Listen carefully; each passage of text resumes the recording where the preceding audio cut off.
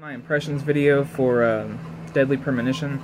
Got the crazy hair going on because it's a crazy game. Also, I just forgot I did that before I... Anyways, it's actually on right here right now. Let me think. I'm going to try not to do any spoilers, and this is very... I didn't write anything down. It's a very weird game. Very, very weird. I think Silent Hill meets...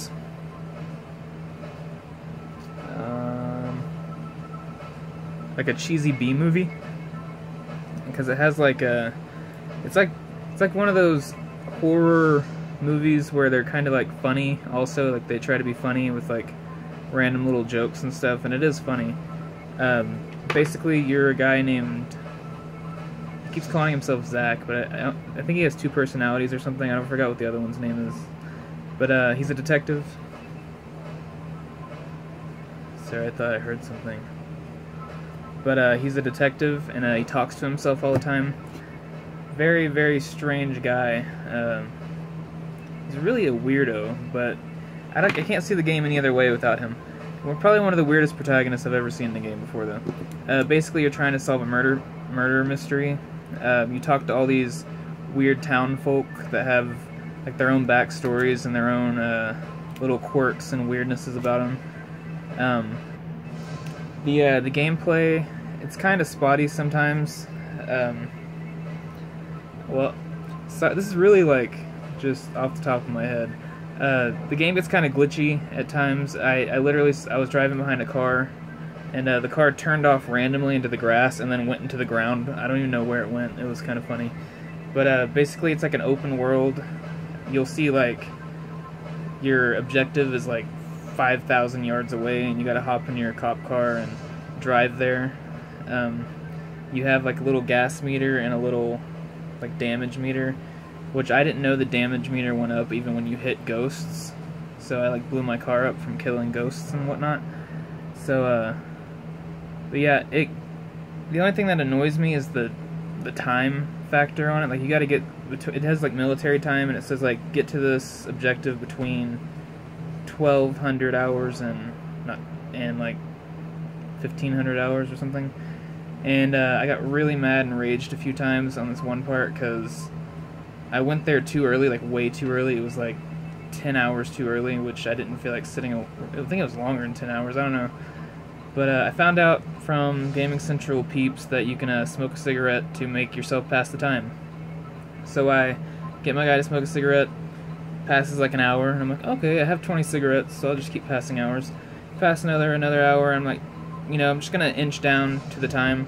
I get to where I'm about an hour away, and I'm thinking, okay, I'll smoke one more, and then I'll be right in the middle of that time frame, and I can just start the quest, you know. Well, I smoke one more, and all of a sudden it shoots me forward like 10 hours. It makes me completely miss the quest. And then you gotta wait for the clock to go back around to that time again. I keep hearing stuff. I flipped out though. Got really mad and I turned it off. Then the second time, I got within like 2 hours away from it, and I was like, I can do it one more time. Last time it was like an hour. Did it again. Completely jumped it. So this time I got as close as I could, and I just set the controller down and I waited. And it finally did it. So be careful with those cigarettes.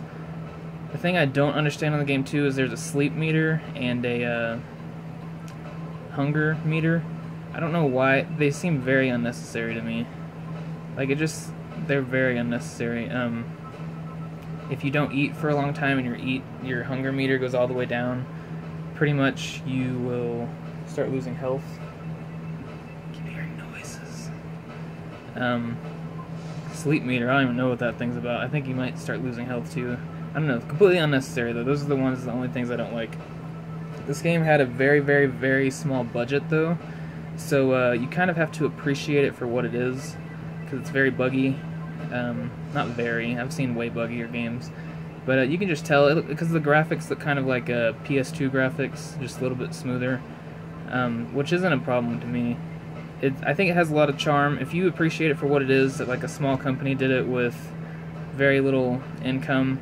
Like, the way I see it is like if my friend decided to make a game and he was like, check out the game I made, and I'm just like, dude, you did amazing, like this is cool that you did this. That's how I see it with this. Like, a huge company didn't pump in millions and millions of dollars to make the game. So you kind of have to just appreciate it for what it is, and I do. And I think that is what makes a true gamer. If you can appreciate a game's art and the work that someone put into stuff, and not just freak out because it's not Call of Duty 10 and, you know. But anyways, I do like Call of Duty, don't think I don't. Trying to think, the story's really weird. You have to, like, investigate things, and I haven't even got to the survival horror portion of it. There's these weird ghost things that come out of the floor, and they like walk backwards at you, like they're all like, they're kind of freaky looking.